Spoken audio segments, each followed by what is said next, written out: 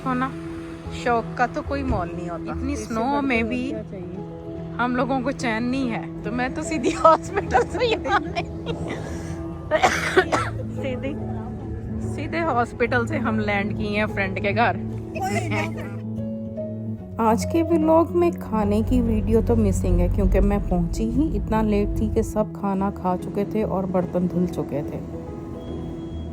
हाँ हाँ, aunty is calling you. Which aunty?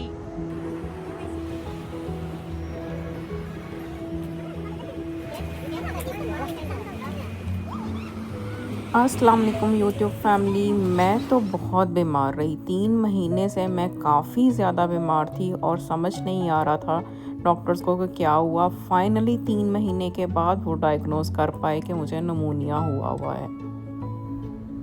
ऐसे ही बच्चों में कहीं ना कहीं निकलना होता है। बच्चे कहते हैं गाड़ी अब तो बाहर खड़ी हो बस हमारी। देखो ना, शौक का तो कोई मोल नहीं होता। देखो इसमें खुशी मिलती है। इतनी स्नो में भी हम लोगों को चैन नहीं है।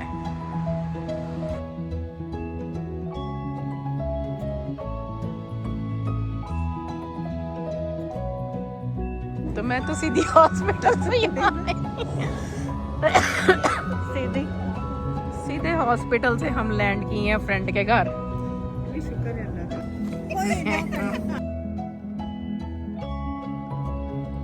ड्रॉप करके गया वो।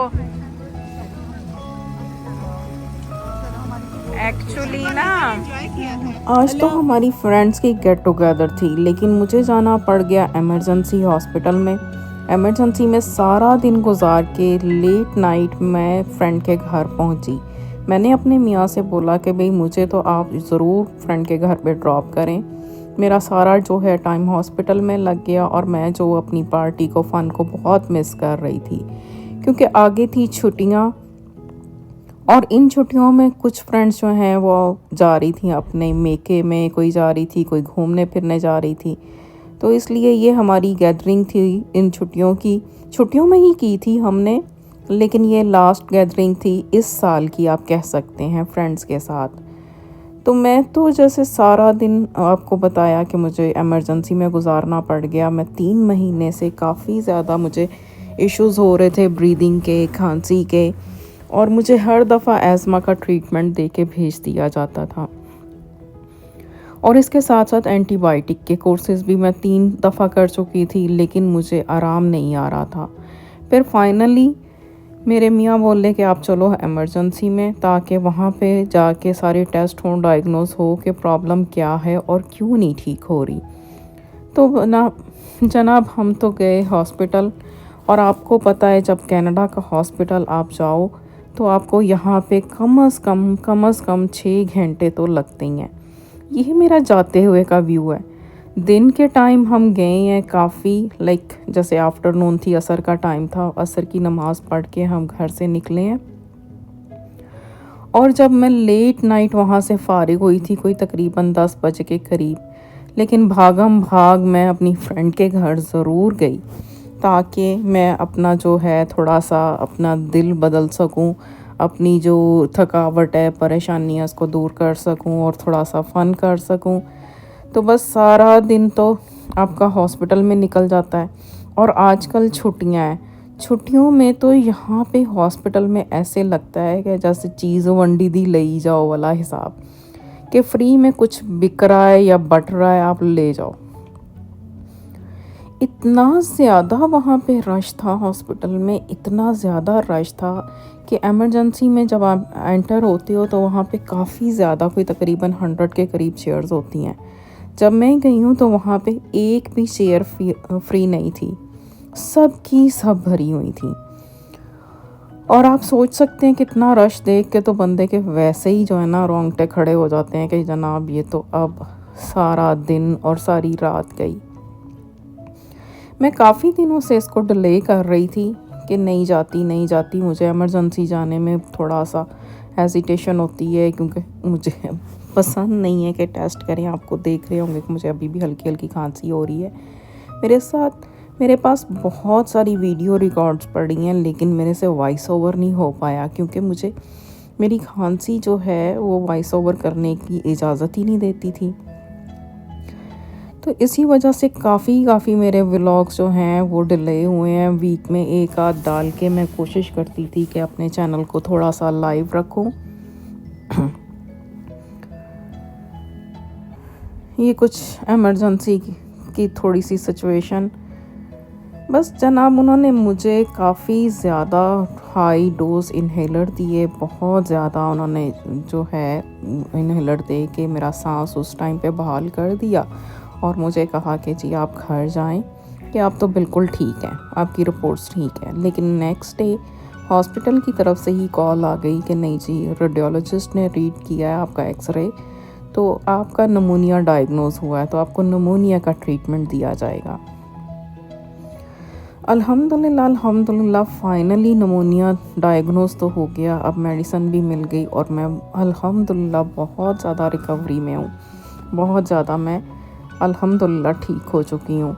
और इंशाल्लाह अल्लाह ने चाहा तो जो थोड़ी बहुत तकलीफ़ है वो भी दूर हो जाएगी। तो काफ़ी दिन बीमार रहने के बाद काफ़ी घुटन सी हो रही थी, वो मैंने आपको एक दिन पहले की वीडियो दिखाई जो कि फ्रेंड्स के साथ थी। नेक्स्ट डे मैंने हस्बैंड से बोला कि थोड़ा सा बाहर ड्राइव पे चलते हैं। तो ये हमारे सिटी में मोस्ट वायरल होम है, जो इसकी बहुत ज़्यादा वीडियोस टिकटॉक पे, इंस्टाग्राम पे बहुत ज़्यादा वायरल हैं। ये 30 ईयर्स से ये आदमी जो है इस घर को ऐसे ही डेकोरेट कर रहा है और क्रिसमस के दिन तो बाकायदा कैंडीज़ वगैरह भी बांट रहा होता है। बहुत खूबसूरत डेकोरेट होता है घर। इसके आप एक कोने से दूसरे कोने तक चलें और आप बहुत प्यारी डेकोरेशन देखेंगे।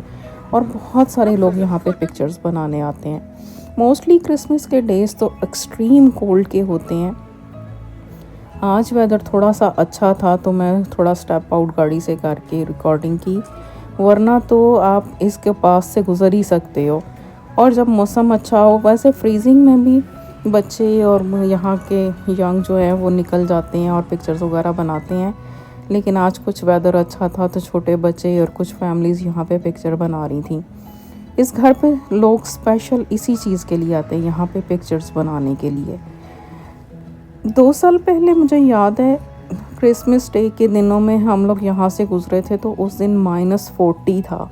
हम दूर से इसको देख के चले गए। लास्ट ईयर भी मैंने देखी थी, इसकी कुछ वीडियो बनाई थी, लेकिन वो मुझसे कहीं मिस हो गई। तो मैंने कहा चलें आज मैं आपके लिए फ़्रेश वीडियो बना के लाती हूँ। अगर आप देखें मेरे चैनल में आपको पिछली भी वीडियोस की मिल जाएगी। तो मैं आज ये नई बना के लेके आई और आप लोगों के साथ मैंने कहा चलें शेयर करूं। और ये सिटी के बाकी घर ये जैसे थोड़े थोड़े नॉर्मल से डेकोरेट होते हैं, लेकिन उस घर के ऊपर तो बहुत ज़्यादा डेकोरेशन होती है। मैं कहती हूँ उसका तो लगता है बिजली घर अपना है। पाकिस्तान होता तो क्या बनता, इस बिजली घर को वो कैसे मैनेज करते और कितना उसका बिल आता। लेकिन बहरहाल शौक़ का कोई मोल नहीं होता, मैं हमेशा कहती हूँ। 30 साल से उसकी ये एक ट्रेडिशन है, उसका एक रवायत उसने बनाई हुई है कि वो इस घर को इसी तरह से डेकोरेट करता है। बस आप मुझे अपनी दुआओं में याद रखें। इंशाल्लाह अब मैं कोशिश करूँगी मैं अपने जल्दी व्लॉग लाऊं और बहुत सारे जो पेंडिंग व्लॉग मेरे पड़े हैं, रिकॉर्डिंग्स पड़ी हैं, मैं उनको भी आपके साथ इंशाल्लाह जल्द से जल्द शेयर करूँगी। इसलिए आप देखेंगे कि कुछ मेरे व्लॉग्स के अंदर आपको स्नो नज़र आएगी, कुछ में आपको मौसम कुछ और नज़र आएगा, क्योंकि मेरे बहुत व्लॉग्स पेंडिंग पड़ गए हैं। 3 महीने से मैं इस स्ट्रगल में थी कि मैं वॉइस ओवर नहीं कर पाती थी। मैं समझती थी कि ये एज़मा ही है, लेकिन अल्हम्दुलिल्लाह अब जाके डायग्नोज राइट मेरी जो बीमारी हुई है और उसका जो ट्रीटमेंट भी सही मिला है, तो अब अल्हम्दुलिल्लाह मैं रिकवर कर रही हूँ। जो थोड़ी बहुत सी तकलीफ़ है इंशाल्लाह वो भी अल्लाह ने चाहा तो दूर हो जाएगी। उम्मीद है आपको मेरा आज का व्लॉग अच्छा लगा होगा। दुआओं में याद रखें।